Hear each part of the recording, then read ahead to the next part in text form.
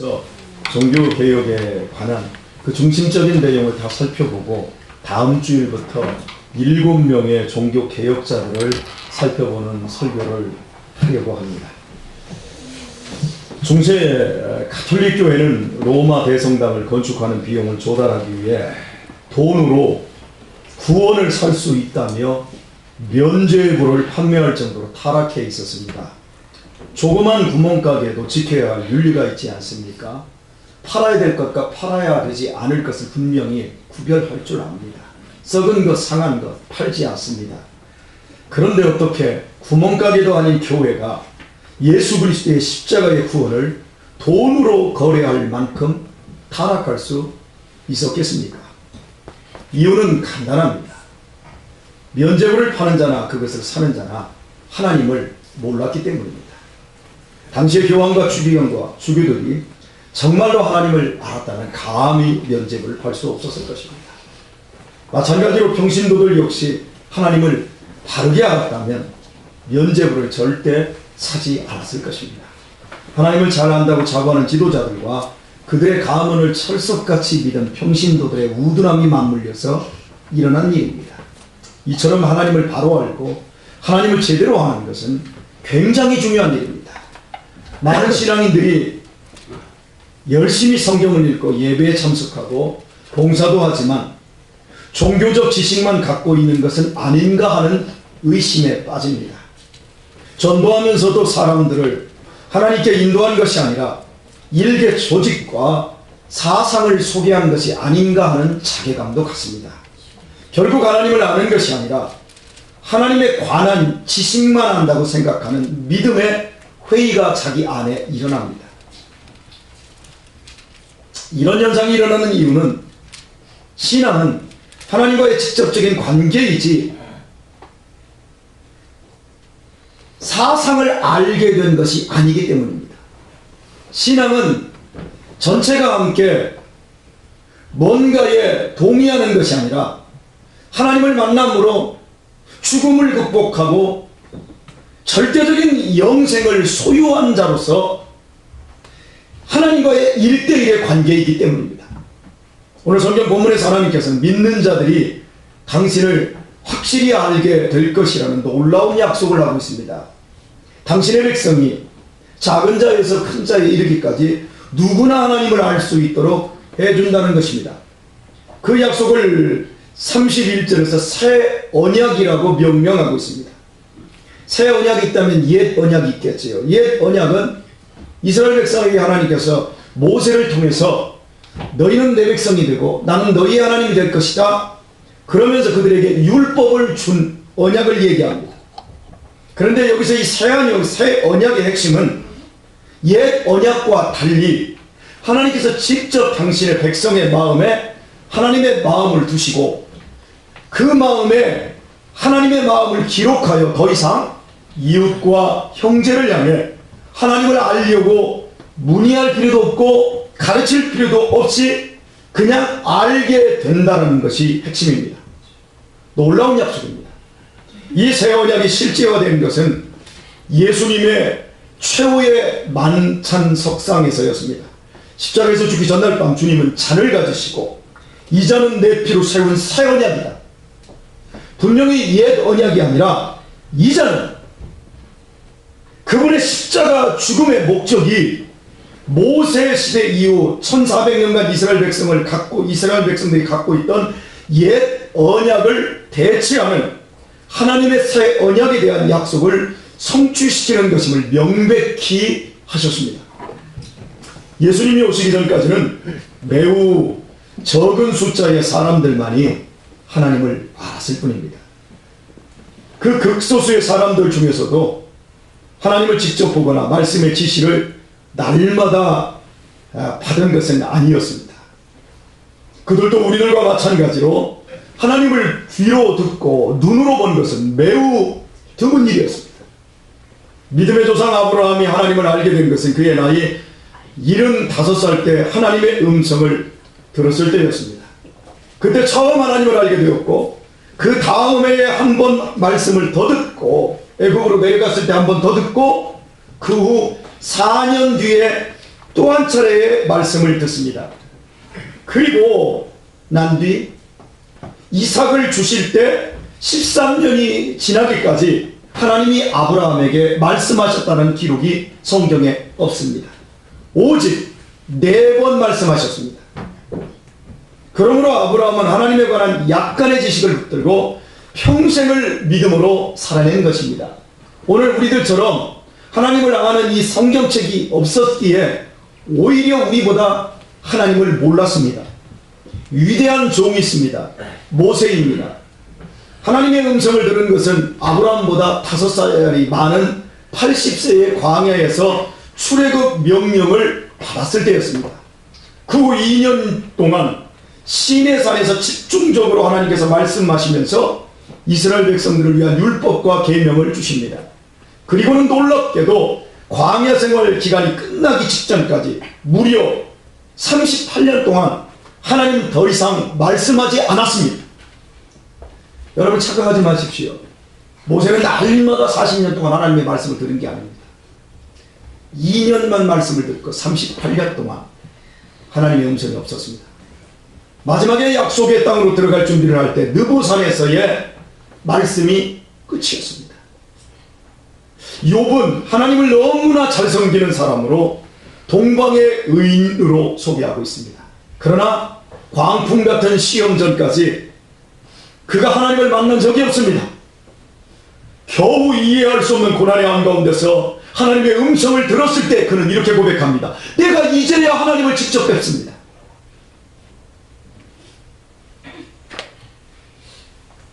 성경에서 신앙이 제일 좋았던 사람은 누구지요? 내 마음이 아픈 사람이다. 다윗입니다. 하나님의 마음에 꼭 맞을 정도로 신실한 사람이었는데 그의 평생에 단 한 번도 하나님을 만났거나 음성을 듣지 못했습니다. 오직 저 같은 선지자 사무엘과 나단 선지자들을 통해 간접적으로 하나님의 말씀을 들었을 뿐입니다. 여러분들처럼 이렇게 설교로서 하나님의 음성을 들었는데 성경 역사에서 가장 믿음이 좋은 사람이었어요. 이걸 정리해보면 이렇습니다. 아브라함이나 모세처럼 직접적인 하나님의 음성을 몇 번 들어서 하나님을 알았든지 욥이나 욥처럼 하나님의 음성을 한 번 들었든지 아니 다윗처럼 하나님과 전혀 만남을 못 가졌어도 어찌됐든 간에 하나님을 아는 사람이 되었습니다. 하나님을 아는 지식에 있어서 성경의 위인들 역시 매우 부족했다는 것을 알 수 있습니다. 성경시대라고 해서 하나님 하면 왜? 야! 하지 않았다는 얘기예요. 지금 우리와 똑같았다는 얘기예요. 갓난아이에게 엄마를 가르쳐주는 어른은 한 사람도 없습니다. 인적사항이나 주민번호를 가르쳐주지 않습니다. 그러나 어린 자식은 엄마를 정확히 아는 지식을 갖고 있습니다. 희한합니다. 이것을 오늘 본문이 말하는 새 언약에 적용하면 이렇습니다. 우리가 예수님을 구주로 믿음은 내 주변에서 누군가 나를 예수 믿을 것을 이해시키고 나를 설득시킴으로 이루어진 일 같습니다는 아닙니다.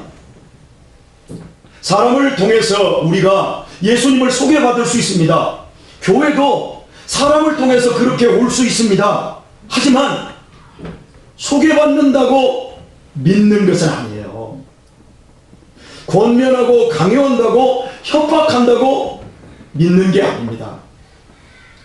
자신의 마음이 움직여야 믿습니다. 교양 때문에, 체면 때문에, 마누라 때문에 몸뚱이는 움직일 수 있어도 우리의 속마음은 누구도 움직일 수 없습니다. 심지어 내 자신이라도 내 마음을 내 마음대로 움직이지 못합니다. 내가 예수를 믿게 되면 내 마음이 움직인 결과라는 사실이 선행될 때 이루어집니다.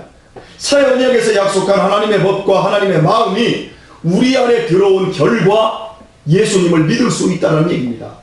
나는 모르지만 하나님의 마음이 내 마음에 들어왔기에 우리는 작은 자나 큰 자 모두 이 자리에 앉아 있는 것입니다.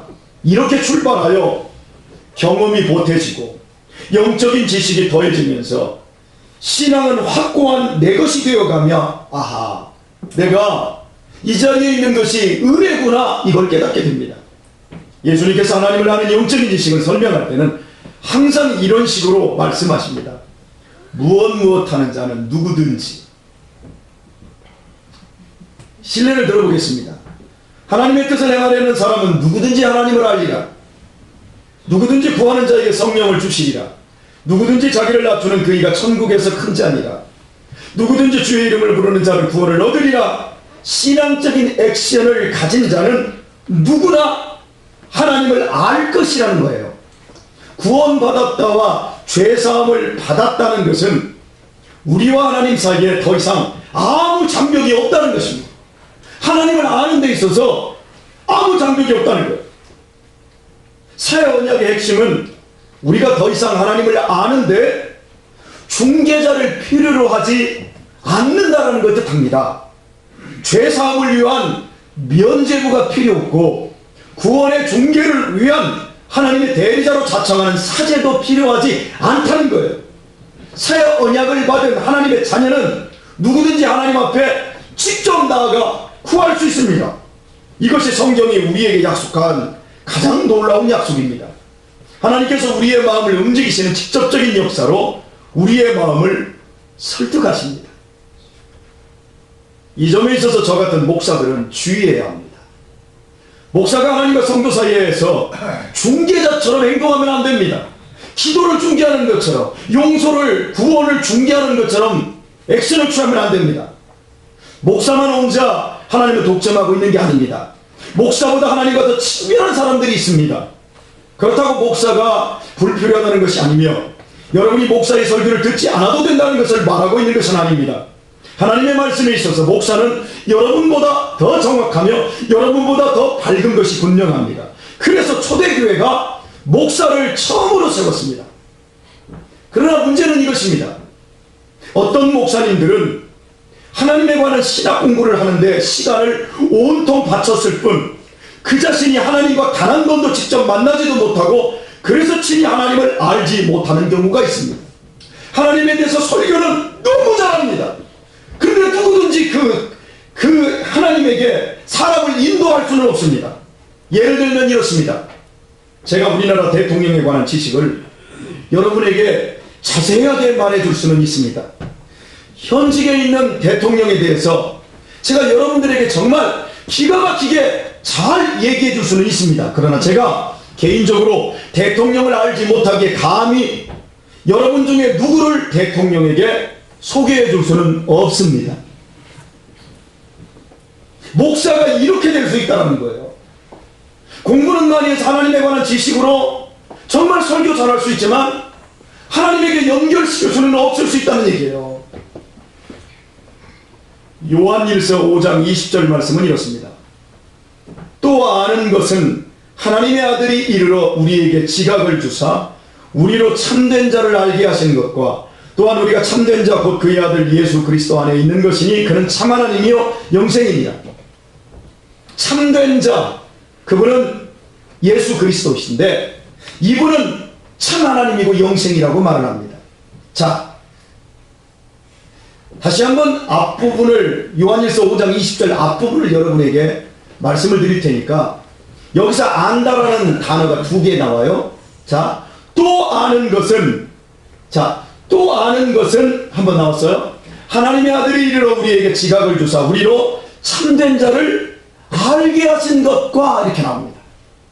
여기서 안다는 단어가 2번 나왔는데 헬라어 원문에는 기노스코와 에이도라는 2가지 단어를 쓰고 있습니다. 에이도 하면 무슨 생각이 나요? 스포츠 메이커 브랜드 에이도 있지요? 몰라요? 그게 이렇게 써 있으니까 모르는구나. 예, 저는 압니다. 예. 기노스코와 에이도라는 안다라는 2 단어가 쓰여지고 있어요. 자, 먼저 에이도를 설명해 보겠습니다. 에이도는 개인적으로 알고 관계를 맺는 깊은 알을 뜻하는 거예요. 그리고 기노스코는 그냥 대충 아는 상태입니다. 제가 대통령을 그냥 대충 알아요. 그런데 이게 기노스코예요. 하지만 A도는 대통령이 나를 알고 내가 대통령을 알고 두 사람이 깊은 신뢰의 관계를 갖고 있어서 제가 여러분들 중에 누구를 소개해 줄 수 있어요. 이게 A도예요. 이해되세요? 아멘. 아멘 좀 하소.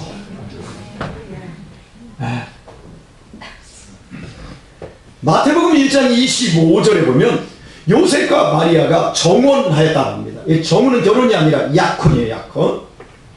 약혼만 하면 서로 아는 관계가 돼요? 안 돼요?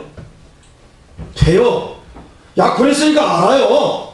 집안도 알고 성품도 대충 알고 그 부모도 알고 알아요. 그지요? 예. 자, 이때 아는 관계를 기노스코로 써주고요. 자, 부부는 결혼해서 사는 과정이 있어야 서로를 진짜로 압니다. 결혼하기 전에는 알기는 알아. 참 성품이 좋아요. 참 얌전해요. 지적이에요. 너무 좋아요. 다 알아요. 다른 어떤 사람보다 내가 사귀고 있는 그 대상자를 잘 압니다. 그런데 결혼하고 나서 한 3개월 살고 1년 살고 한 3년 살면 그 인간을 알아요. 이제. 그치요? 그 남자를 아는 게 아니라 그 여자를 아는 게 아니라 그 인간을 알아요. 그 인간이라는 말로 다 바뀌더라고요. 희한하대요. 여러분 그러지 마세요. 예. 이 속았다 그래요. 여자들은 대부분. 그럼 남자는 안 속았어요? 마찬가지예요. 자, 결혼해서 사는 과정이 있어야 진짜 서로를 알게 되는데 그때 사용하는 단어가 A도입니다. 마태복음 7장 23절에서 저는 이 말씀이 제일 두려워요. 성경의 그 어떤 말보다 제일 두려워요. 마태복음 7장 23절에서 주님께서 이렇게 말씀합니다. 너희가 내 이름으로 귀신을 쫓아냈다. 너희가 내 이름으로 권능을 행했다. 너희가 내 이름으로 선지자 노릇을 했다. 그런데 난 너희를 도무지 몰라. 도무지 알지 못한다 했을 때 이때 쓰여진 단어가 기노스코입니다. 저는 이게 제일 두려워요. 어떻게 예수님의 이름으로 귀신을 쫓았어요? 예수님의 이름으로 권능을 행했어요. 예수님의 이름으로 저 같은 목사로 살았어요. 그래서 마지막 날 죽음과 함께 하나님의 심판대 앞에 섰을 때 예수님이 그래 내가 너를 안다. 고맙다. 내가 너 때문에 이래야 되는데 나는 몰라. 도무지 알지 못해. 이게 제일 두렵단 말이에요. 이 말씀에서 우리에게 요구하고 있는 것이 무엇입니까? 예수님을 알지만 예수님과 전혀 인격적인 관계를 결혼과 같은 깊은 만남을 갖지 못한 사람이라는 거예요. 신앙으로 공부만 했지 주님을 못 만난 거예요. 그러므로 주님께서 우리에게 당신을 신앙하는 그 알문, 깊이 있는 만남과 사귐과 관계를 위한 A도라는 사실입니다. 그럼 이 A도는 어떻게 우리가 갖게 되는가요? 누구에게서 배우거나 들어서가 아니라 하나님이 오늘 본문에서 주신다라고 얘기를 하고 있어요. 여러분에게 양해를 구합니다. 제가 웬만한 예화를 쓸 때는 그 분명한 출처와 정확한 그 증명이 되는 것들을 제가 예화를 사용하는데요. 제가 여러분에게 오늘 쓰려고 하는 예화는 제가 어린 시절에 부흥회 때 들었던 간증입니다. 그래서 그 진위를 파악할 수는 없지만 제 머릿속에 각인되었고 너무 오늘 이 본문을 설명하기에 유익하기에 제가 그냥 사용합니다. 여러분들이 양해해 주시길 바랍니다. 월남전이 한참이던 1970년대 초입니다. 우리 이명규 장로님도 참 월남전에 참전을 하셨습니다. 1970년대 그 즈음에. 예. 그때 월남에 파병을 간 아들을 둔 어머니 한 분이 전라도 산골에 사셨답니다. 어느 날 한여름 땀을 뻘뻘 흘리며 고구마밭을 메고 있는데 갑자기 아들에 대한 걱정이 태산같이 마음속에 몰려들더랍니다. 그렇잖아도 전쟁터에 나가 있는 아들로 인해 교회를 나가게 되었고 그 아들을 위해 매일 새벽마다 기도하는 어머니였습니다. 아들의 안전과 무사귀화를 바라는 어머니의 마음이 어느 한순간인들 놓일 턱이 있겠습니까? 그런데 한참 밭을 매는데 아들에 대해 가슴이 찢어질 만큼 고통스럽고 당혹스러움이 드는 마음은 평소 때와 달랐습니다. 그래서 이 집사님이 고구마 밭에 엎드려 기도를 하는데 결국에는 통곡하며 땀과 눈물 범벅이 되어버렸어요. 옆밭에서 김을 매던 동네 아낙들이 가만히 보니까 고구마 밭에서 대굴대굴 구르고 난리가 났습니다. 미친 것 같습니다. 밭으로 몰려와서 정신 차리라고 흔들어도 미친 듯이 그치지는 않습니다. 그날 수동은 어찌어찌해서 그렇게 지나갔습니다. 3개월쯤 지나서 아들이 제대하여 돌아왔습니다. 그리고 아들의 얘기를 듣는 중에 놀라운 사실을 알게 되었습니다. 고구마 밭에서 아들을 위해 미친 듯이 기도하던 그날 그 시간, 그 아들이 속한 군대가 정찰을 나가 베토공이 설치해놓은 크레모아에 걸려들어 대원 10명 중 7명이 그 자리에서 즉사하고 2명이 중상을 입었답니다. 그런데 아들만 전혀 다치지 않고 돌아온 것입니다. 고참으로 제일 앞에서 정찰대를 이끌던 아들이 나무 부리에 걸려 넘어졌고 바로 그 순간 설치해놓은 크레모아라는 폭탄이 터져 전 대원들을 그 자리에서 몰살시켜 버린 겁니다. 0.05초만 넘어지는 일이 늦었어도 제일 앞에 있던 아들은 산산이 찢겨져 흔적도 없이 사라졌을 것입니다. 고구마밭에 미친 어머니와 정글에서 간발의 차이로 크레모아를 비껴간 이 일이 같은 시간에 벌어진 것입니다. 그 얘기를 들은 아들과 옆에서 그 얘기를 청취하던 마을 사람들은 그날 예수를 믿는 사람으로 모두 변화되었습니다. 이 기적적인 사건 속에 전도자는 아무도 없었습니다. 예수 믿으라고 설득한 사람도 없습니다. 예수 믿어야 된다는 하나님의 음성을 듣지도 못했습니다. 하나님을 본 사람도 없습니다. 우연으로 치부할 수 있습니다. 다만 한 안악이 햇볕 아래 고구마밭에서 미친 듯이 뒹굴었을 뿐입니다. 아무도 하나님을 보거나 음성을 듣지 못했습니다. 그럼에도 모두가 예수님을 생명의 구주로 아는 지식, 즉 에이도를 갖게 되면 하나님의 역사였던 것입니다. 우리 대부분의 사람들은 이런 신비한 사건도 경험하지 않고 예수님을 믿고 있는 것이 사실입니다. 그래서 갈등하는 겁니다. 왜 하나님은 나에게 음성을 안 줍니까? 왜 하나님은 나를 안 만나주십니까? 그래서 나는 신앙생활이 내가 가짜인 것 같습니다. 그러나 분명한 사실은 우리 역시 하나님께서 마음을 열어주시는 에이도의 지식을 받았다는 사실입니다. 오늘 우리의 착각은 하나님을 눈으로 보고 그 목소리를 들어야만 하는 줄로 아는 것입니다. 목사님들은 하나님의 음성을 다 듣는 줄 아는 겁니다. 하나님을 본 것으로 착각하는 겁니다. 그래서 나는 하나님이 안 보여주셨으니까, 나는 하나님의 음성을 안 주셨으니까, 하나님이 직접 나타나시고 말씀해 주시기까지 나는 충성과 순종을 안 하겠다는 것입니다. 그리고 유보하고 있는 것입니다. 그러면서 자신의 믿음에 대해서 날마다 줄타기 하면서 하나님이 기뻐하지 않는 딴짓으로 세월을 호송합니다. 천년만년을 살아보십시오. 그렇게 하나님을 만날 수 있는가? 저는 신실한 농아 부부를 알고 있습니다. 그들은 이제 연세가 60이 넘었습니다. 그들은 소리로는 의사소통을 전혀 하지 못합니다. 그럼에도 그 부부는 서로를 너무나 잘 알며 사랑하고 그리고 서로를 존경하고 신뢰합니다. 그리고 아이들도 낳고 아이들을 반듯하게 키워냈습니다. 아이들을 반듯하게 키워내기 위해서 자신의 시부모와 함께 살면서 시부모를 통해서 정상적인 말을 배우게 했고 그 아이 중에 하나가 학교 선생님이 되었습니다.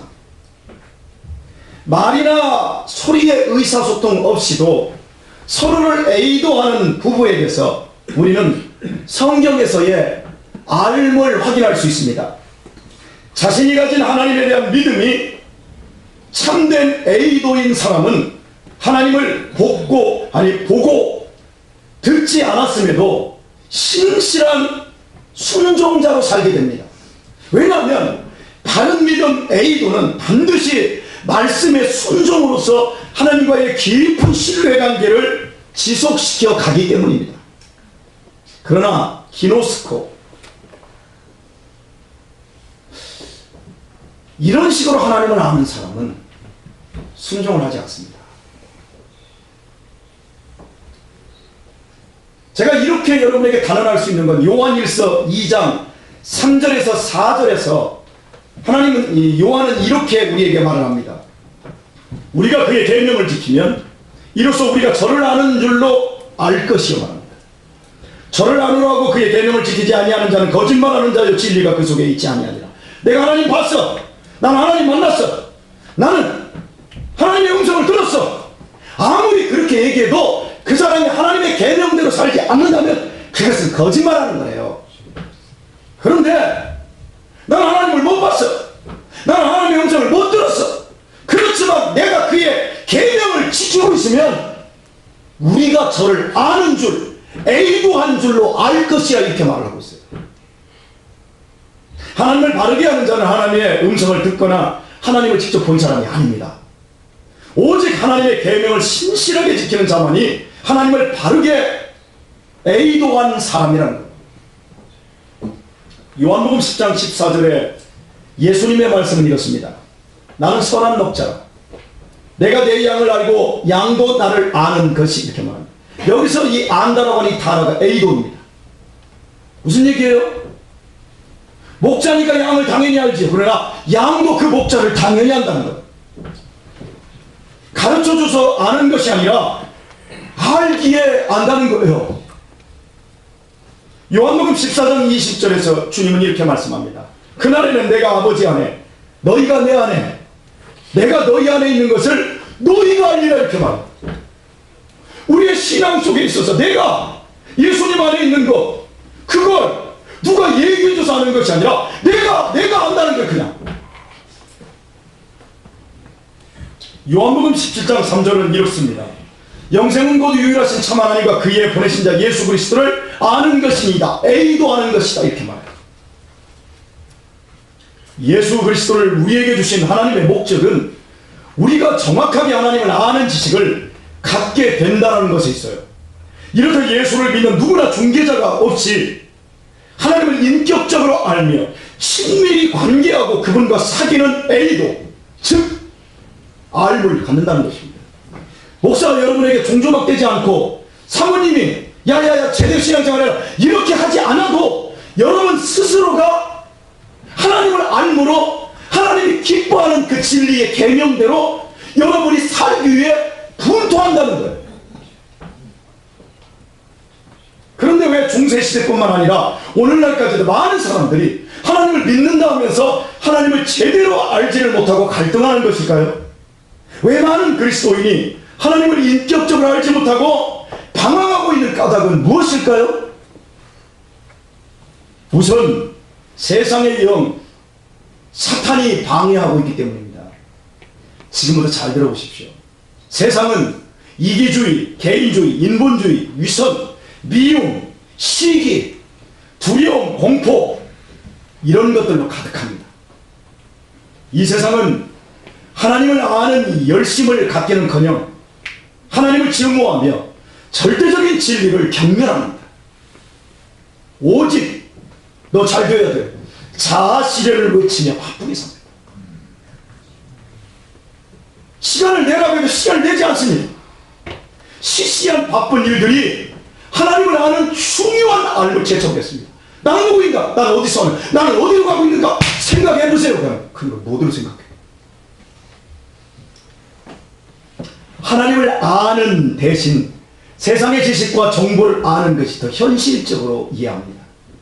왜냐하면 세상적인 지식은 사람을 똑똑하게 하고요, 훌륭하게 만들어주고요, 결정적으로 돈을 많이 가질 수 있게 해줍니다.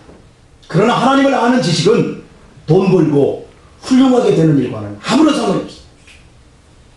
이런 이유로 사람들이 하나님을 아는 것보다는 세상 지식을 더 가지려 하기에 하나님을 인격적으로 만날 수 없습니다. 우리 자녀들에게도 야 공부해서 1등하는 게 중요하지, 야 예배는 나중에.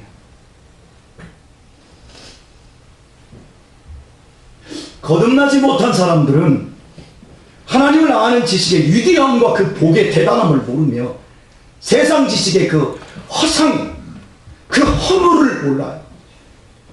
그래서 계속 바쁜 핑계를 대며 하나님을 알 시간을 내지 않아요. 이것이 바로 우리가 예수님을 아는 것을 방해하는 세상의 영이 하는 일입니다. 그 다음 방해는 공포, 다른 말로 두려움이라고 할 수 있습니다. 세상은 다수 모두가 추구하는 삶을 따라가야만 안전하다고 생각합니다. 유별나기를 두려워합니다. 모든 사람들이 추구하는 것을 추구하고 목표하는 대로 함께 가야만 안심이 됩니다. 돈이 인생의 행복이고 안전이고 성공입니다. 여기에 반론을 제기하는 것은 바보라는 짓입니다. 돈을 무시하는 자들은 인생 패배자의 자기 학대에 불과한 것처럼 취급됩니다. 그러니 믿는 자들조차 하나님을 아는 지식의 고상함을 알면서도 세상을 거스르면서까지 살 용기를 내지 않습니다. 적당히 타협하고 살지. 그래서 하나님을 알므로 하나님의 보호와 선하심을 맛보며 살 수 있는 기회를 놓치는 사람들이 부지수입니다. 사는데 감사가 없고 행복이 없고 교회 나와서도 스트레스 받고 신앙생활하면서도 갈등하고 그러다가 내가 하나님에 관한 지식만 아는 사람인가? 나는 가짜 아닌가? 이러고 이제 신앙에서 떨어지다가 이러다가 이제 이단들이 와서 우리에게 오면 구원에 확실히 검증받는 징표가 있어요. 그러면 그냥 다 중세시대의 사람들처럼 이단으로 그냥 쭉 빨려 들어가는 거지.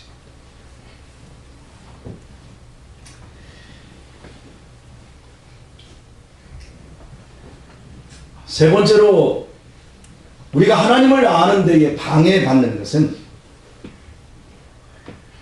하나님의 말씀에 구속되는 것을 매우 두려워합니다. 믿기는 믿지만 자기 마음대로 살고 싶습니다. 목사님 너무 세요. 목사님 너무 우리에게 이래라 저래라. 우리 너무 힘들게 하잖아요. 구속받기가 싫어요. 이런 것들이 하나님을 진심으로 아는데 방해거리예요. 그래서 성경은 우리에게 세상과 벗하지 말라고, 또한 세상을 사랑하지 말라고, 청년의 때에 이 어리석은 것들아, 하나님을 경외하는 것이 지식의 제일이라고, 너는 청년의 때에 나는 아무 낙이 없다고 할 해가 가깝기 전에 너의 창조자를 기억하라. 야, 이 어리석은 것들아. 그러면서 하나님이 잔치집에 가서 희각거리지 말고 초상집에 가서 더 신앙적인 유익을 가지라고 그렇게 말씀하는 거죠. 저 안에서 사랑하는 우리 교우 여러분은 다른 사람에게 설득되어 이 자리에 있지 않습니다. 저는 그걸 알아요. 여러분은 하나님의 음성을 듣거나 하나님을 직접 보고 여기 온 사람이 없어요. 고구마밭을 구르는 이 여자를 본 적도 없이 여러분은 여기 왔어요. 마음에 갈등하고 고단하고 힘들면서 어쩔 수 없이 지금 이 자리에 오신 분도 계세요. 그런데도 여러분이 여기 있으면, 이 자리를 떠나고 있지 못하면 하나님께서 여러분의 마음을 직접 움직이시고 목자의 음성을 알아듣게 하심으로 이 자리에 있는 것입니다. 우리는 하나님의 사랑을 입어 구원을 얻은 하나님의 자녀들이 되었습니다. 우리가 이 시간에 꼭 기억해야 할 것은 우리들이 그리스도 예수 안에서 용납되어졌다라고 하는 진리입니다. 예수 그리스도 안에서 이루어진 사역의 은총을 입어 하나님의 자녀된 자요 영생을 소유했다는 것입니다. 아멘! 이게 안 믿어지면 우리는 가짜예요, 여러분. 이 기노스코를 가지고 나중에 우리 주님이 우리를 볼 때 네가 나 몰랐지? 나도 너 모를 거야.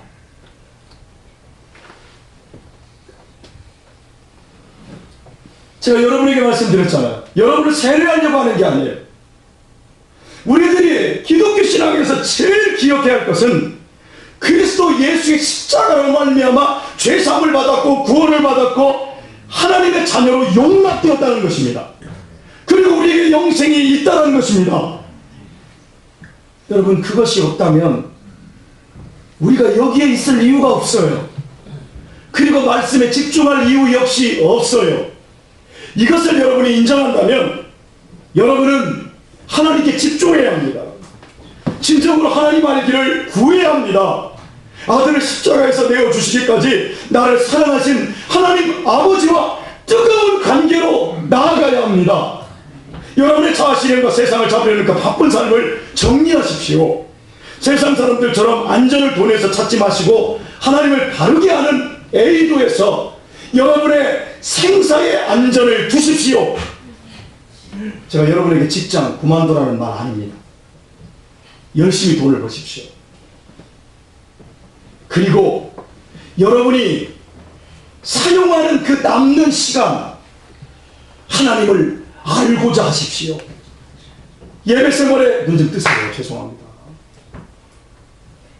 예배 생활에 좀 힘 좀 쓰시고요. 여러분은 수시로 기도하시고 그 텔레비전 좀 끄시고 성경 보십시오. 그 세상 친구들 그 만남들 좀 줄이시고 믿음 안에서 성도들과 함께 하늘의 소망 안에서 하나님을 알기를 애쓰십시오. 그렇게 하지 않으면 10년, 20년, 30년 목사가 되고 장로님이 되어도 하나님에 대한 에이도의 지식을 내가 한 번도 경험하지 못한 채 마지막 죽어갈 때 이빨 벌벌벌 떨면서 도살장에 끌려가는 사람들처럼 그 죽음 앞에서 겁을 내요. 군대에서 죽으라고 고생하면서 군생활 30개를 하지요. 그리고 제대할 때쯤 되면 뭐라고 얘기합니까? 밖에 어떻게 나갑니까? 제대 어떻게 합니까? 이럽니까? 제대 딱 해서 사회로 나가려고 하면 축하드립니다. 그리고 제대를 앞둔 사람도 이 지옥과 같은 이 훈련받고 이 고통스러웠던 이 군생활 여기서 이제 벗어나 저 세상으로 나갈 때 제대하에 나갈 때 얼마나 마음이 기쁘고 그날을 손꼽아 기다리면서 달력에다 X자 씁니까?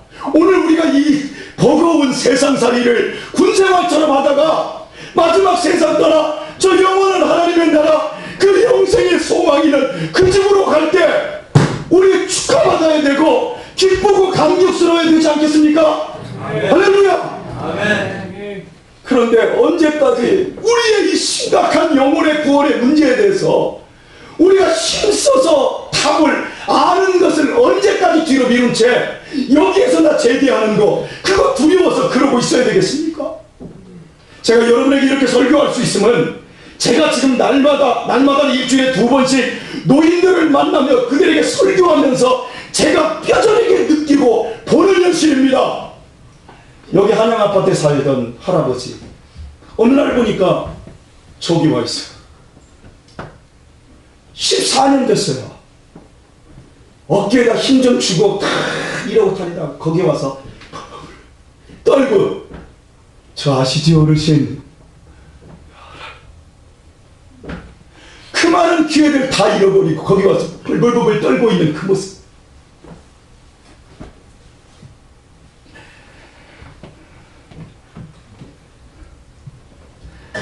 여러분 이 시간 저는 여러분에게 권면합니다. 정말 내 자신이 하나님을 알기를 얼마나 원하고 있는지 한번 보십시오. 과연 하나님 알기를 위해 얼마나 내가 지금까지 시간을 썼고 정성을 들였습니까? 세상에 파묻혀서 살다가 주일에 한번 교회에 나와 약간의 헌금을 내고 면죄부를 사가는 것 같은 그런 신앙생활 하지 마세요. 목사를 제사장처럼 생각하며 여러분의 구원과 여러분의 기도 생활에 대한 책임을 떠넘기지 마시고 여러분이 추천하세요. 제가 책임을 안 하겠다는 얘기가 아니에요. 목사의 설교를 듣고 여러분 각자가 하나님 앞에서 나아가시고 하나님과 깊은 신뢰관계를 맺으시고 그분의 풍성한 사랑과 그분의 엄청난 복을 경험하게 되기를 축원합니다. 하나님과의 관계가 깊어지면 두려울 것도 없고 부러울 것도 없고 서운할 것도 없고 죽는 게 안타까울 것도 없고 여러분 그게 우리의 삶이에요. 홍복선 집사님은 지금도 45밖에 안 되지만 나하고 전화하면 오늘 누구 죽었어요? 얼마나 부러운지 모르겠어. 그 좋은 하나님의 나라 오늘 가는 거 보니까 나도 따라가고 싶어. 여러분 그 얘기를 30대 중반부터 하더라고요. 그러면서 사는 게 모두 천국이에요. 그렇다고 세상의 삶을 그냥 어영부영 세상을 버리고 삽니까? 누구보다도 치열하게 살고 누구보다도 자식들을 바르게 가르치기 위해서 미국까지 유학 가서 미국까지 이민 가서 그 외로움 속에서 손가락이 잘리면서 그 고기 쓸고 그러면서 그 고단한 삶을 견뎌내고 있지 않습니까? 그리고 하나님께서 인도하시자마자 1년 만에 삼성 직원이 되고 그런 축복의 과정을 경험하고 있잖아요. 천국을 보기 때문에 세상을 버리라는 얘기가 아니라 천국 때문에 우리가 더 신실하게 열심히 투쟁하며 살아야 된다는 거지요. 성령의 가장 중요한 사역은 고린도후서 13장 13절에서 능력이나 기적이 아니라 교통하심이에요. 제가 여러분에게 축도할 때 성령의 교통하심 이렇게 하는 것이 바로 그 근거예요. 성령은 역사하심은 교통이에요. 하나님과 우리와의 사귐이에요. 교제라는 얘기예요. 그것은 우리가 하나님 안에서 자라나며 더욱더 깊어지고 부유해지고 강해지고 더욱 신실해지고 온전해지는 것입니다. 그리고 그것은 우리 자신과 우리에게 좋은 것을 다른 사람들과 자발적으로 기꺼이 나눌 수 있는 데까지 나아가게 되는 거예요. 그것은 또한 우리 한 사람 한 사람의 삶을 새롭게 할 것이며 교회를 성장시켜 나가는 거예요. 만일 우리가 예수님을 안다면 우리는 이 좋은 이 예수님을 우리 친구들에게 소개하지 않을 수가 없을 것이고요. 우리 친구들은 우리 자신의 삶 속에 그토록 큰 의미를 차지하고 있는 그분을 만나고 싶어 하지 않을 수 없을 거예요. 내 모습 속에서 정말 예수 그리스도의 그 영생과 생명과 하나님의 자녀된 그 당당함이 보여진다면 여러분 주변의 사람이 나를 보고 예수님 안 믿고 싶겠습니까? 나 애기 엄마야, 나 애 낳았어. 그 사람은 애를 가지고 있어야 애 낳은 사람이 되는 거예요. 결혼한다고 다 아줌마 됩니까? 늙는다고 다 어른 됩니까? 어른은 치열하게 자기를 돌아보고 성장시킨 사람만 어른이 되는 거예요. 훌륭한 어머니는 자식을 낳았고 그 자식을 위해서 정말 분투하는 삶을 살아냈어야 훌륭한 어머니가 될 수 있는 거예요. 그냥 되는 게 아니에요. 여러분, 우리는 이미 하나님을 아는 바른 길에 들어섰어요. 우리는 이미 하나님을 알고 있으며 세월이 가면서 성령을 통해 그분이 인도해 주시는 대로 동행하면 우리는 하나님을 더 잘 알게 될 것입니다. 말씀을 했습니다. 하나님을 진실로 알기를 구하십시오.